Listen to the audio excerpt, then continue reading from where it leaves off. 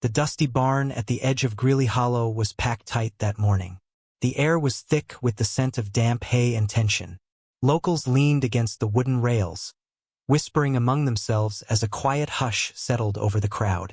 In the center stood Zipporah, Ravenhide Boone, a thin girl with freckled cheeks and fire in her eyes, holding tightly to her German shepherd, Cinder. His ears twitched at every sound, but he stayed close to her side, calm yet alert. She hadn't spoken a word all morning, not since her name had been called to bring the dog forward. Everyone in the hollow knew what had happened to the Boone family. After the fire last winter and her father's injury, things had fallen apart quickly. Her mother, Selah Duskthorn Greeley, hadn't spoken a full sentence in weeks. The farm was crumbling. The bills were crushing. And now the dog had to go. At least that's what Ephraim Bonevale Cutter told her when he came knocking. Sell the dog, he said. Might be the only thing left worth anything. But Cinder wasn't a thing. He was her protector, her last piece of comfort. Still she came. Then, without warning, a stranger stepped forward. He wasn't from the hollow, that much was obvious. Obadiah Gravejaw Mercer, they'd later whisper. He wore a tailored black coat and boots that didn't carry dust. He walked with the confidence of someone used to being obeyed. In his hand was a thick envelope. He looked at Zipporah, then at Cinder and said, $50,000. Right now. I take the dog today. Gasp spread through the barn. No one ever offered that kind of money for a dog, especially not here. Zipporah's hands tightened around Cinder's fur. Her heart pounded. 50,000 could save the farm, could buy medicine, could change everything. And yet her lips trembled. She stared up at Obadiah. Why him? She asked softly. Obadiah tilted his head. He's special, he said flatly. And he belongs with me. Zipporah blinked back tears. The barn felt smaller, the air thinner. He's my family, she whispered. And you can't buy family. Obadiah's expression didn't change. Everyone has a price, he muttered. You just haven't reached yours yet. With that, he turned and left the barn, the envelope still untouched in his hand. The crowd didn't cheer, didn't move. They simply watched. Malvina Bloodvale Crane, standing near the barn door, let out a shaky breath. That girl's got steel in her soul, she murmured. That night, long after the sun had set, Cinder began to growl at the old shed behind the house. When Zipporah went to check, she found something lying in the dirt. A photograph. It showed her mother, Selah, and Obadiah Mercer. The photograph lay heavy in Zipporah's hands, its edges curled and worn. In it, her mother Selah Duskthorn Greeley stood in her early 20s, smiling beside a younger Obadiah Gravejaw Mercer. They looked comfortable, familiar, almost intimate. Zipporah stared at her mother's face, trying to reconcile that soft, open smile with the distant, hollow-eyed woman lying in the bedroom just down the hall. How could she have never mentioned this man? Cinder paced near the door of the shed, restless. His ears perked at every noise outside, but he kept circling back to her as if urging her to see more, dig deeper. Behind the photograph, tucked in the envelope, was a small folded note. It read in thick, inked letters. Blood always finds its way back. Oh, that was it. No explanation, no apology, just a warning or maybe a promise. Zipporah folded the note, her stomach twisting. Inside the house, the air felt different, heavier. Selah sat at the kitchen table, staring into her mug like it held answers. When Zipporah placed the photo gently in front of her, her mother's hands trembled before she even looked. Selah said nothing at first. Her eyes scanned the image slowly, and then she closed them, breathing in sharply. I hoped he was dead, she whispered. The words fell like a knife between them. He wasn't supposed to come back. Zipporah's voice cracked. You knew him? You were with him? Selah's shoulders sagged under invisible weight. Before your father, before everything, Obadiah wasn't always what he is now. But once he changed, there was no turning back. And I ran. Her eyes filled with something like fear but deeper, guilt. I never told your father. I never thought I'd have to. The silence stretched, broken only by the soft ticking of the wall clock. If he's here for Cinder, it's not about the dog, Selah finally said. It's about you. The next morning, Thorn Ashfong Calder, an old friend of the family, pulled his rusted pickup into the driveway. Word of the encounter at the barn had spread quickly. You turned down 50 grand? He asked, half in awe, half in disbelief. Zipporah simply nodded. Thorn glanced at Cinder, then at her. You did the right thing. But if Mercer's back in this town, you're gonna need more than just guts. As he drove off, Zipporah looked down at Cinder, who stood perfectly still, his gaze fixed on the distant tree line behind the barn. She followed his eyes, and in the shadows she saw it. The figure, watching, unmoving. The figure in the trees didn't move. Even from a distance, Zipporah could feel the weight of its stare. A chill passed down her spine as the wind cut through the fields, bending the dry grass low. Cinder let out a low growl, barely audible, but his body stiffened, alert, ready. Zipporah blinked once, and just like that, the shadow was gone, as if it had never been there. But she knew what she saw. She knew someone had been watching. Back inside, Selah was locked in her room again, refusing to speak. The photograph still lay on the table where Zipporah had left it, untouched. The silence in the house was louder than ever, pressing against her chest like a weight. She wanted answers, no, she needed them. But every time she tried to question her mother, she got nothing but silence or fragmented memories, as if the past itself had splintered in Selah's mind. By evening, the sky turned a muted orange. Zipporah climbed into the old hayloft, a place she hadn't been in years. It used to be her hiding spot when things got too hard. Now she just needed to think. From up there, she could see the entire field and the woods beyond it. She stared at that tree line until the last light disappeared. Cinder lay beside her, his eyes never leaving the dark horizon. She whispered to him, "What does he want with me?" But the question hung unanswered in the air. The next day brought a new face to the farm. Lazarus Hollowbrand Pike, a man with gray in his beard and secrets in his eyes, arrived uninvited just after noon. He wore a worn brown duster and walked with a slight limp. "I heard Mercer showed his face," he said, looking past her toward the barn. "That man never comes around unless he's got unfinished business." Zipporah didn't recognize him, but something in his voice made her listen. "He used to come here years ago, before you were born." Lazarus glanced at the envelope she still carried in her coat pocket, like he already knew it was there. "If he gave you that," he said, "then this isn't just about the dog. It's about the blood that runs through you, and what was taken from him." Zipporah's mouth went dry. "Taken?" she repeated. Lazarus only nodded. "You need to ask Selah the right question. Not who Mercer is, but who he thinks you are." That night, Zipporah sat outside on the porch, staring into the dark fields. Cinder sat silently beside her, and when she finally stood to go back inside, she saw it again, this time closer. A slip of paper nailed to the barn door. For words written in red ink. "She was mine first." The note on the barn door was still damp with dew when Zipporah pulled it free the next morning. The red ink had begun to bleed slightly, but the message remained sharp. "She was mine first." Her hands trembled as she folded it, and Cinder stood guard at her side, growling low toward the woods. She could feel it in her gut now. This wasn't a man trying to buy a dog. It was someone reaching out from a past her mother had buried deep. Zipporah burst into her mother's room, the paper still clenched in her fist. Selah sat upright in the bed, as if she'd been waiting. Her pale eyes flicked to the note, and for a moment, something inside her seemed to crack. "He found us," Selah whispered. "He always said he would." Zipporah's voice was cold.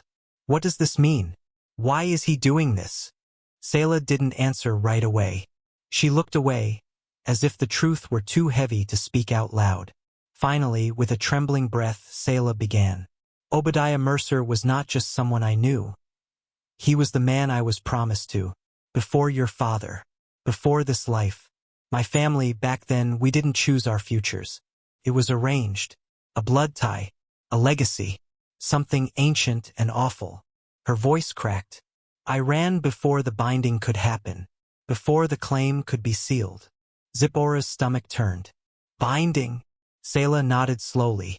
They called it tradition. I called it a prison. As the truth unraveled, Zipporah felt her world shift beneath her. Her mother had fled a life built on control and silence. But now that past had come calling again through Mercer, through the eyes in the trees, and maybe through her. He thinks I'm part of that? Zipporah asked. He thinks I belong to him? Selah's silence was answer enough, and that silence hurt more than any words could have. Later that day, Mercy Ironfang Wexler, a recluse who lived on the far end of the hollow, came knocking. Her eyes were sharp, her presence unsettling. You don't know what Mercer really is, she said without greeting. But I do. I left that life too. Same as your mother. You think he came for the dog? He came for the one born after the escape. The one they were told didn't survive. Her gaze bore into Zipporah. That's you. Zipporah stepped back, her pulse pounding.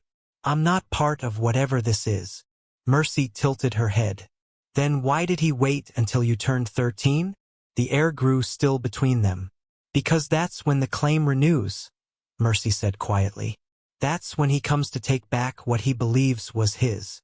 That night, Zipporah locked every door. But in the morning, Cinder was gone. The house was silent when Zipporah woke. Too silent. A heavy kind of quiet that pressed against her chest the moment she sat up. She called out for Cinder, expecting to hear the scratch of his paws against the floorboards. Nothing. Panic surged. She ran to the door, barefoot, and swung it open so hard it nearly came off the hinges. The porch was empty. No bark. No shadow.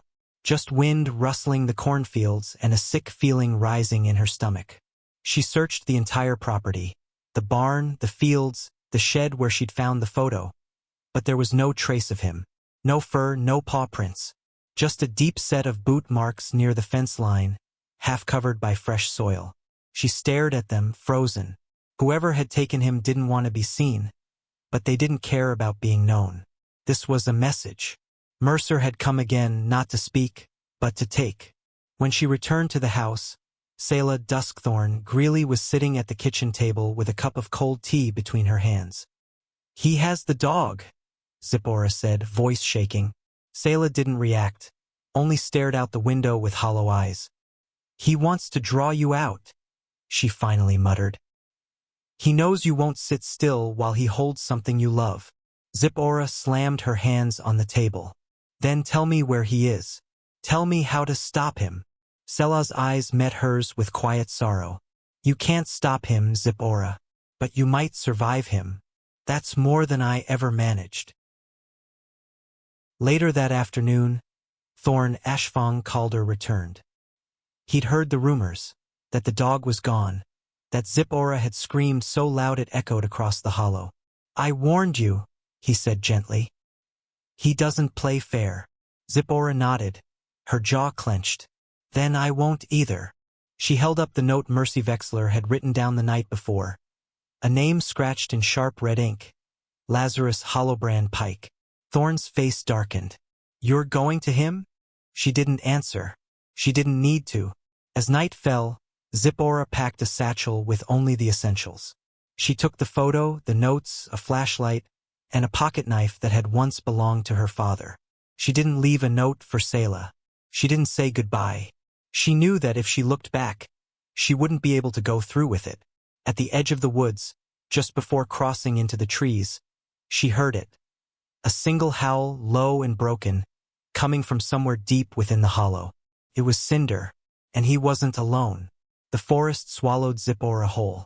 Tall pines lined the path like silent sentinels, their branches swaying in rhythm with her heartbeat. The howl she'd heard still echoed in her mind. Not full of rage, but pain. It was Cinder.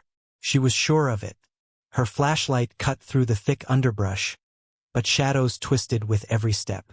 Each crack of a branch made her breath hitch. She was being watched. That much she could feel in her bones. Hours passed. Her boots were caked with mud and her coat snagged on brambles. She stopped near an old hunting post, its wood rotting and overtaken by moss. A sound soft, wet, like a breath too close, made her turn. And there he was, Lazarus Hollowbrand Pike, leaning against a tree with one hand in his coat, the other holding a pipe he didn't light. "You're late," he muttered, his voice like gravel. Zipporah narrowed her eyes. "Where is he?" Lazarus didn't flinch. "Not far. But nothing comes for free out here." She stepped closer, her fists clenched. "You know where Mercer is. You know where Cinder is. Tell me." Lazarus nodded slowly. "I know a lot more than that. I know what your mother gave up. I know what was promised before you were born. And I know you're the last piece left to claim." His words made the forest colder. "He thinks taking the dog will draw you in," Lazarus added. "But the dog's just bait. What he wants is older than you, older than this place." Zipporah could barely speak. "Then what am I?" Lazarus looked at her as if weighing the question. "You're what happens when someone tries to break a chain that was forged generations ago. You're freedom, and he can't stand that." He turned and gestured for her to follow. "Come. If we move before dusk, you'll see him before he moves again." She hesitated for a moment, but the image of Cinder, alone, afraid, pushed her forward. They walked in silence, deeper into the pines, until the trees opened up to a clearing. In the center stood an old stone chapel, half collapsed, half swallowed by ivy. A fire burned low just beyond its broken altar, and chained to one of the wooden beams was Cinder. He didn't bark. He didn't growl. He just stared at her, as if afraid to believe she was real. Zipporah rushed forward, but Lazarus held out his arm. "Wait," he whispered. "You step into that circle, and there's no stepping back." A deep voice echoed from the shadows behind the chapel. "You came after all, little Ravenhide. Just like I knew you would." The voice slid across the clearing like smoke, slow, dark, and full of knowing. Obadiah Gravejaw Mercer emerged from behind the ruined chapel, his black coat moving like a shadow stitched to the wind. His face was calm, almost kind, but his eyes were ancient.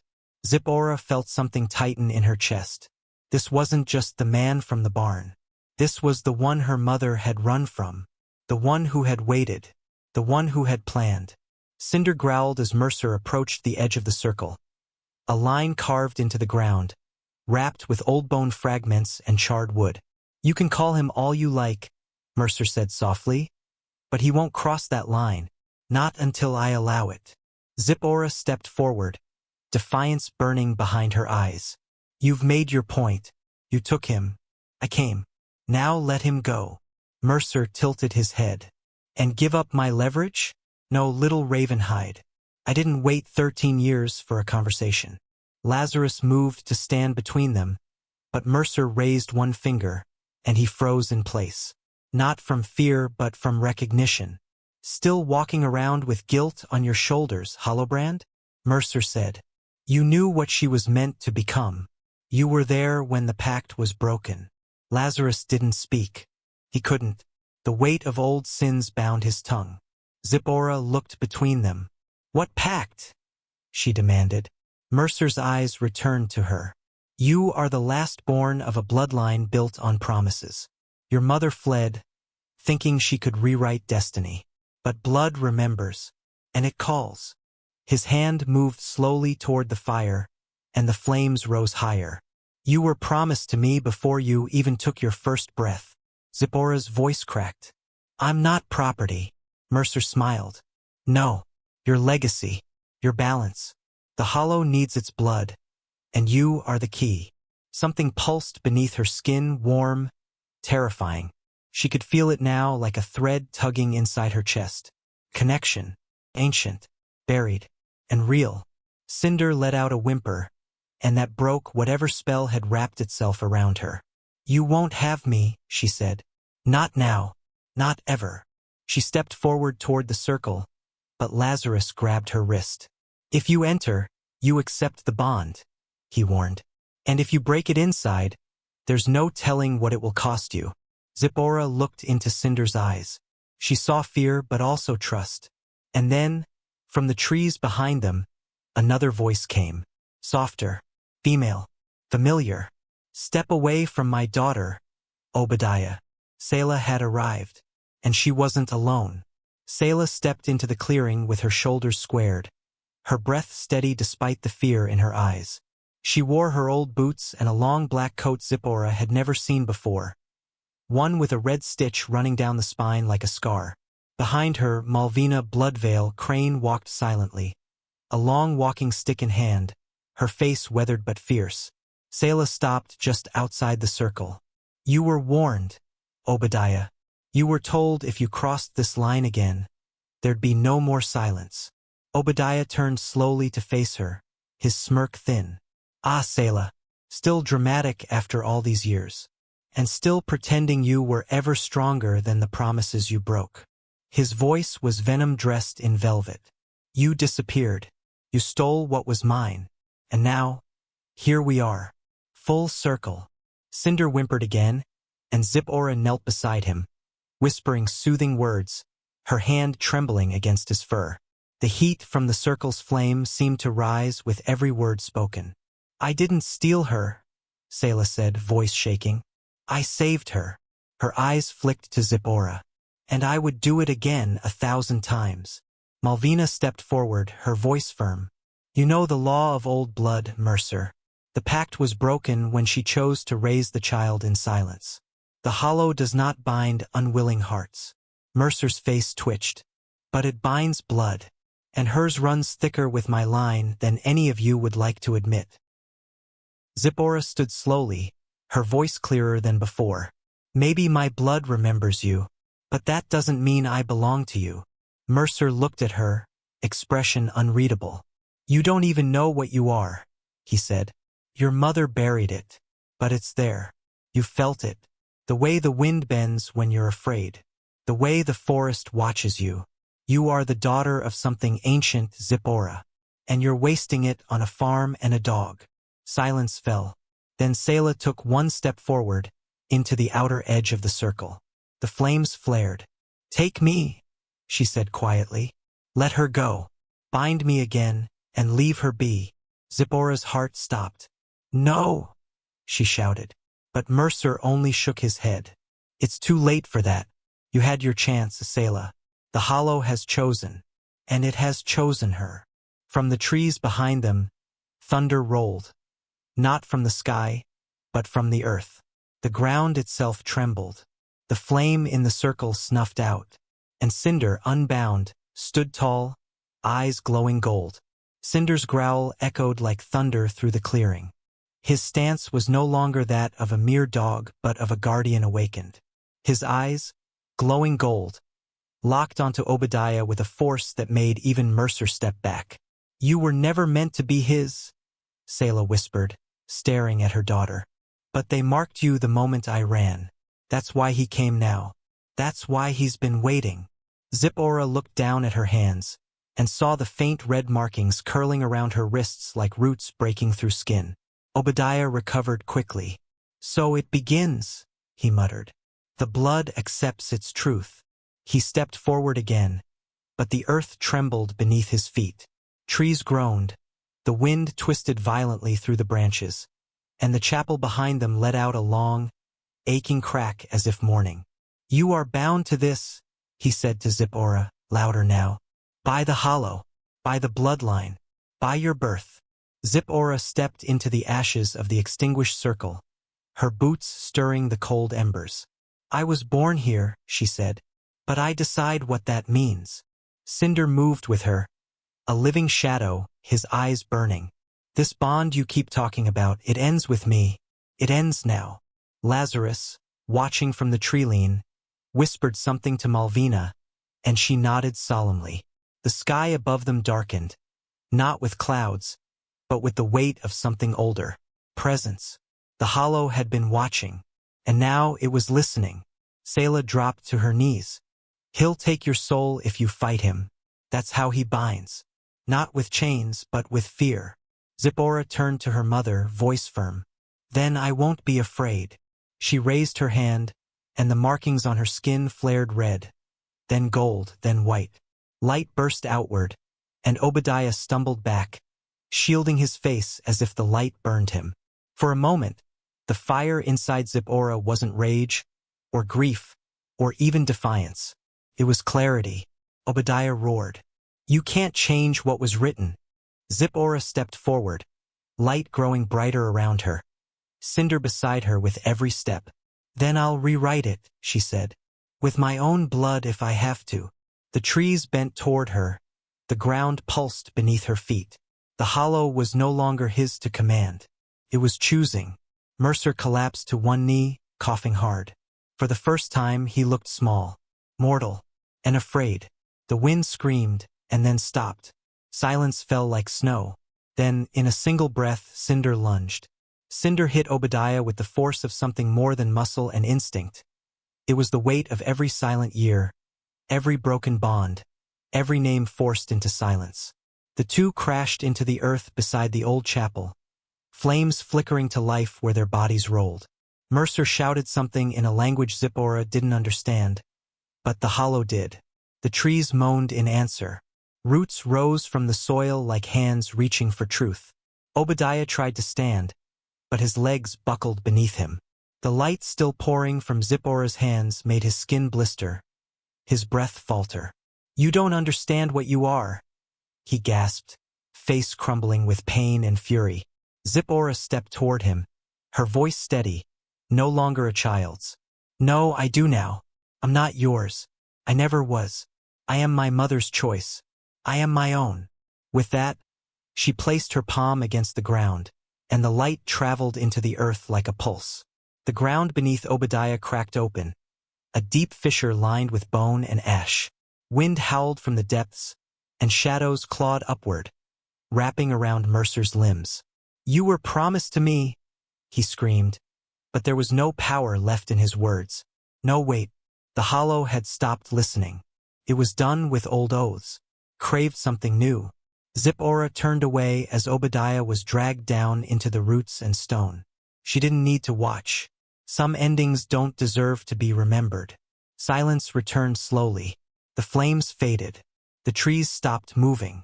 Cinder limped back to her side, his golden eyes dimming, but full of loyalty. Zipporah knelt and wrapped her arms around him. You found me, she whispered, her voice breaking. You always do. Behind her, Selah approached quietly, her expression unreadable. It's over, she said, though her voice carried the weight of everything it had cost. Zipporah nodded. No, it's beginning. They buried the old circle with fresh soil the next morning. Malvina said a few quiet words. Lazarus disappeared into the woods without another goodbye.